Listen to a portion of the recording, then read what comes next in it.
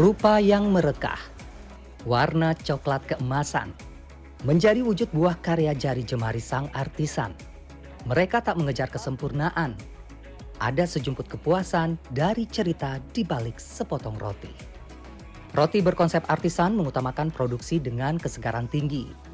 Diramu dengan teknik tradisional, cukup dengan formulasi ringan hanya dengan tepung, garam, air, dan ragi. Roti artisan punya penyerapan air yang tinggi dan melalui proses fermentasi yang lebih lama dibanding roti biasa. Starter sourdough atau levain dikenal dengan istilah ragi alami. Ialah yang memegang peranan penting dalam pembuatan roti artisan. Campuran ragi, bakteri asam laktat, tepung, dan air digunakan untuk membuat starter. Starter berfungsi membantu roti mengembang dan mendapatkan rasa asam yang khas. Perlakuan terhadap adonan sourdough ibarat mengeloni anak. Fase demi fase harus hati-hati dan membutuhkan ketelitian. Untuk dia menjadi suatu adonan ya, prosesnya tuh panjang, ya kan? Prosesnya tuh dari gandumnya awalnya dari tumbuhan gitu kan, tumbuhan yang hidup banget gitu. Terus digerus, dijadiin tepung, dibunuh gitu ya, beneran dibunuh banget lagi gitu kan. Dijadiin tepung sampai kering, hanya untuk kita fermentasikan. Proses fermentasi itu kan kita menghidupkan dia lagi sebenarnya. Kita bangkitkan dia lagi menjadi sesuatu yang sangat hidup gitu kan. Takaran setiap bahan harus benar-benar presisi. Proses hidrasi adonan memastikan tingkat kekenyalan adonan pun tidak boleh terlalu basah ataupun terlalu kering. Berikutnya adalah proses laminating. Sourdough laminating merupakan proses peregangan atau menarik-narik adonan. Sebuah teknik yang tentu saja tak mudah. Chef, katanya nih, seninya tuh justru di sini. Iya nggak sih? Iya. Seni seorang baker itu untuk memainkan saat laminating ini ya, di situ Iya, artnya ya. ini proses yang paling sulit sebenarnya. Yang paling sulit. Sebenarnya harusnya lama kalau bagus. Kita seperti saya tadi bilang, lama lebih baik. Topping hanya satu kali, sisanya hanya laminat. Nanti dia akan tercampur dengan sendiri. otomatis. Pada saat tabling atau pembentukan gundukan adonan atau loaf, Lipat. ukuran loaf disesuaikan dengan baneton atau keranjang sourdough. Untuk baneton berdiameter 20 cm, berat adonan sourdough setidaknya di kisaran 600 gram. Oke, ya. Tarik. Ya. Lipat. Heeh. Iya. Tarik lagi. Udah cukup, udah Oke. cukup. Heeh. Oke. Cukup. Ini kan lebih basah kan? Ya. Kita masukin ke dalam. Usai diletakkan di baneton, adonan kemudian didiamkan di suhu normal 24 hingga 26 derajat Celcius. Faktor suhu sangat berpengaruh terhadap proses mekar adonan. Terlalu panas bisa membuat ragi mati dan sulit mengembang. Ya. Oke. Kita taruh.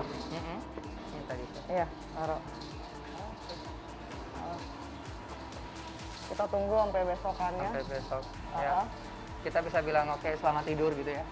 Bisa, boleh. Karena dia mau tidur dulu semalaman. Selama 18 jam. 18 jam. Biasanya kita ngontrol dengan ngontrol suhunya dari es batu. Oh. Ini cilantro. Aspek waktu menjadi hal penting untuk menciptakan roti dengan kualitas premium.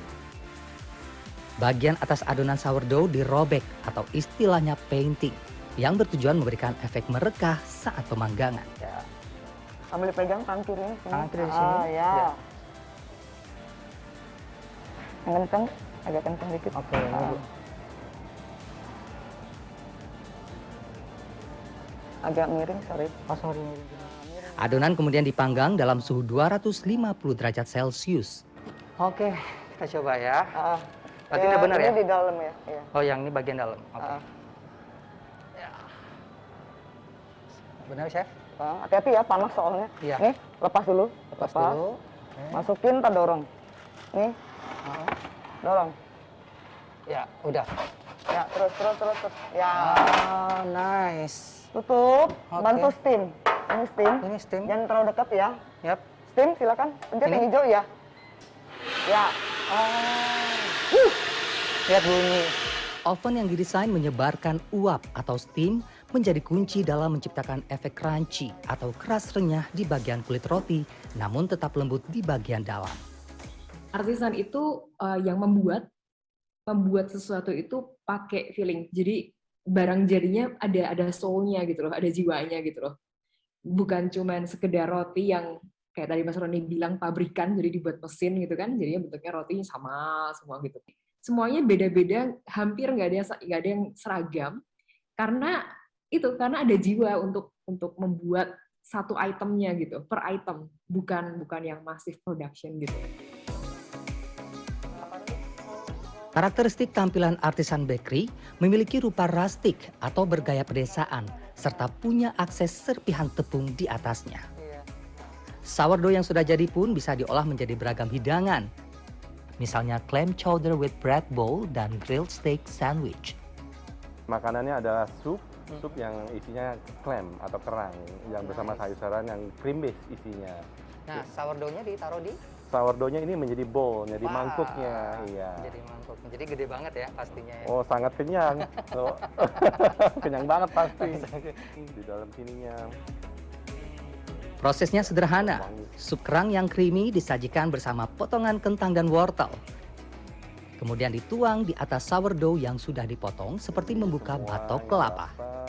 Saran penyajian oleh Chef Michael, sup dicocol dengan roti sourdough. Sup meresap dengan mudah karena tekstur lembut di dalam sourdough. Sensasi asam sourdough yang segar bercampur dengan creamy dari sup kerang. Saya suka kalau kita makan kerang, itu yang kenyal kan.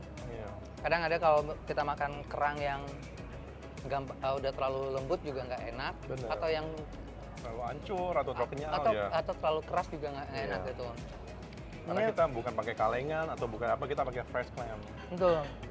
Ini yang tadi saya bilang saya mau nyari kerangnya, saya mau nyari clamnya gitu, dan ternyata makanya langsung saya speechless gitu. Wow. Sementara grilled steak sandwich berupa potongan daging sirloin Australia yang dibalut sayuran dan bawang bombay. Sourdough yang telah dipotong menjadi lapisan sandwichnya.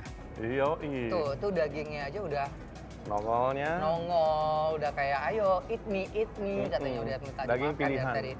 Ya kan? Ini berarti saya cocol aja lah ya. Cobain dulu sebelum. Oh, oke. Saya coba Original sebelum. flavornya dulu. Original flavornya. Ya. Saya tak menyangka dengan tampilan sandwich yang sederhana ternyata cukup membuat saya tercengang. Sekarang saya pakai sausnya. Iya, mustard. Mustard sauce. Ini kalau udah makan, aduh.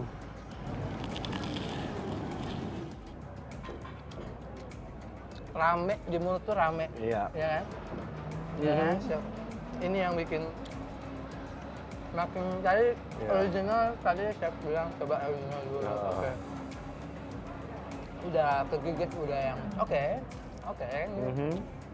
Kasih masternya. Boom. Nah, kawin. Yep, Dia kawin. bener. Akan berbeda bila steak disajikan sendiri. Rasa daging mungkin tidak jauh berbeda dengan steak pada umumnya.